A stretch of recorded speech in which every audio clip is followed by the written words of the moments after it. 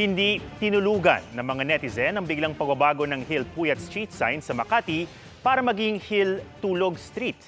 Panggigising nila sa mga otoridad, nakalilito ang hakbang. Di rin ito ikinatuwa ng kaanak ng dating Senate President.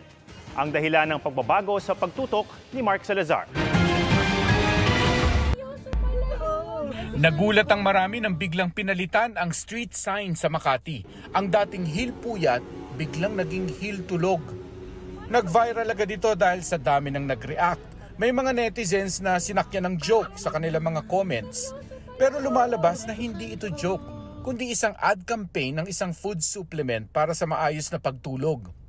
Ang naturang lansangan ay ipinangalan sa yumaong Senador Hill Puyat na naglingkod sa Senado mula 1951 hanggang 1973 at naging Senate President din. Ang naturang ad campaign hindi nagustuhan ng pamilya ni Hill Puyat. Sa Facebook post ni Erica Puyat Lontok, apo sa tuhod ni Senador Puyat, sinabi niyang ang pagyurak sa pangalan ng kanyang lolo para lang makabenta ng produkto ay kawalan ng respeto. Pinabaklas na ni Makati Mayor Abby Binay ang mga Hill Tulog Street signs. Sa isang pahayag, nagsorry si Binay sa publiko pati na sa pamilya Puyat. Sabi ni Binay, hindi umabot sa kanyang mesa ang request for permit ng advertising campaign na ito. Mas naging masinsin daw dapat ang kanyang mga opisyal na nag-approve ng permit at sila raw ay nireprimand na.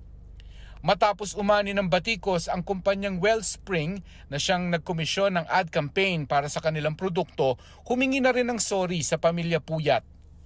Hindi raw nila intensyong bastusin ang alaala ng yumaong senador. Nagsorry din sila kay Mayor Binay at sa mga taga Makati.